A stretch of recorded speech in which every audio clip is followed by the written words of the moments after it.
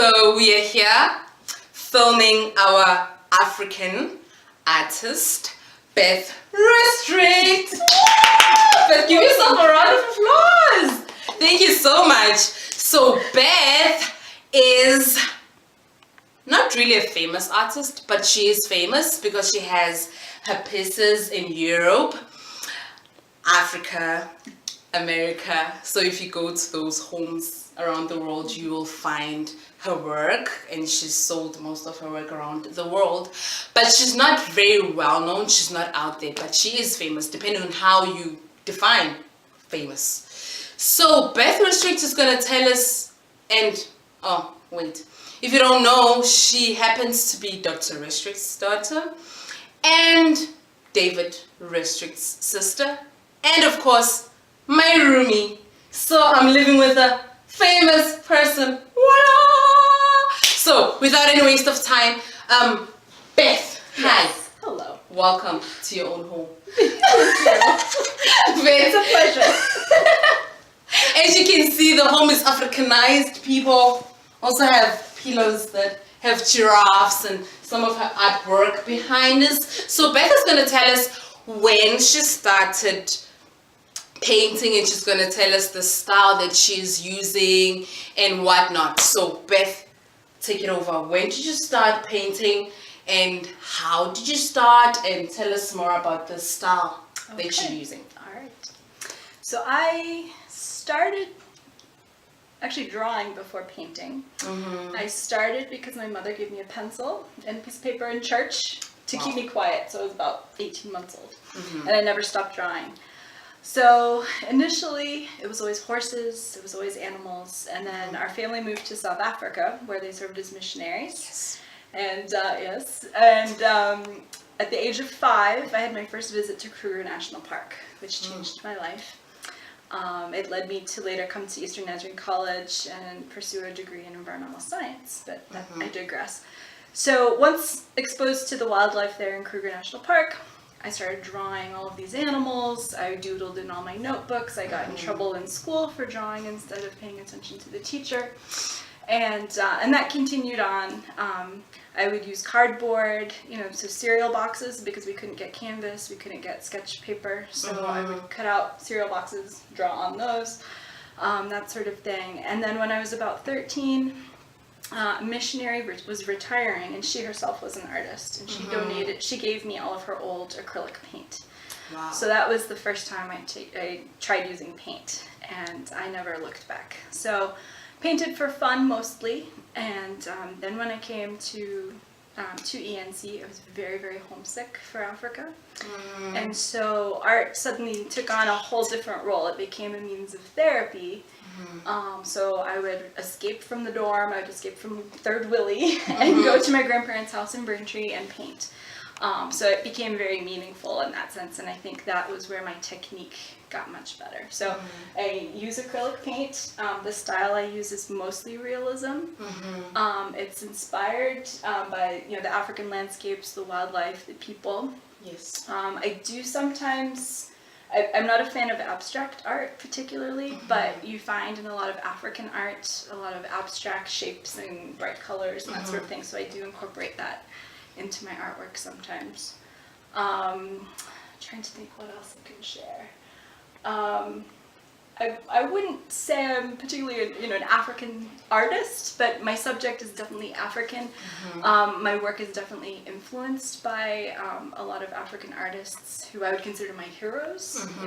And there is a whole genre of wildlife art, and that's what I guess I follow in my own style. So are you only painting animals, or do you paint other things as well? I would say animals are my first passion, my first love, but I've branched out to doing people as well. So a lot of landscapes, wildlife, and people. People are particularly difficult because when you're painting a person, you want to capture that person's personality. I mean, a giraffe is just a giraffe. An elephant is an elephant.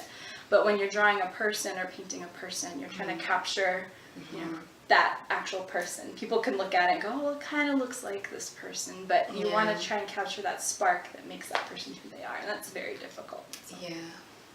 So Thank you very much to Beth Restrict for this small interview. She is a very busy woman right now. She's running out, so I had to just ask her to stay a little bit just to do this interview. And if you were there for the homecoming, you would have seen a book called Jabulani, and that means happiness. Happiness, and she's the one that illustrated for the book, and she's asked to illustrate another book as well coming up. What is it called? There's no title yet. Actually, there's a couple things in the works. So a missionary in Mozambique has asked me to illustrate a book, the proceeds of which hopefully will go towards working in Mozambique among just very vulnerable communities. So it's a story about an ostrich that runs wild through a marketplace. So that's going to be an interesting one to illustrate. And then there's going to be a follow-up to the Jabulani book at some point. Here are some pictures of where she gets her inspiration and some examples of her work.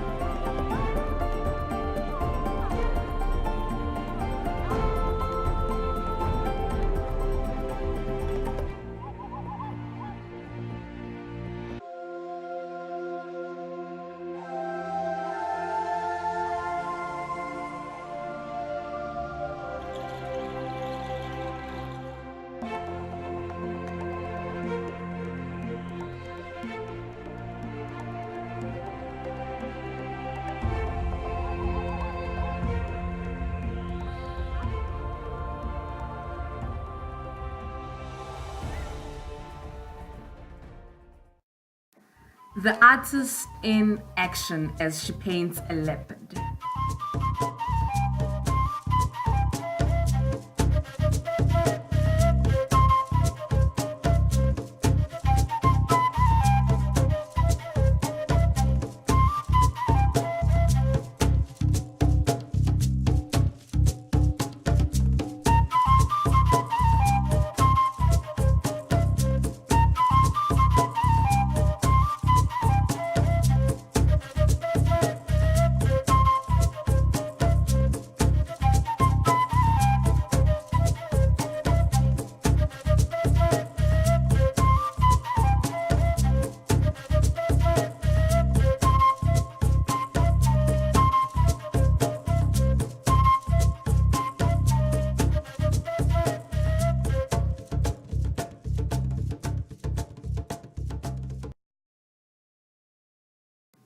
Beth has now branched out from just painting. She makes jewelry, sculpture, and paints note cards and Christmas cards.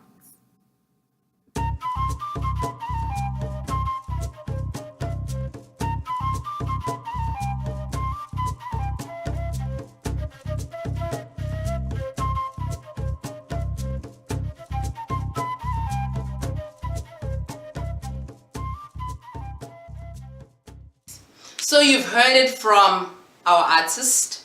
Thank you very much for paying attention and watching, and thank you so much to Beth Restrict. Give yourself a round of applause.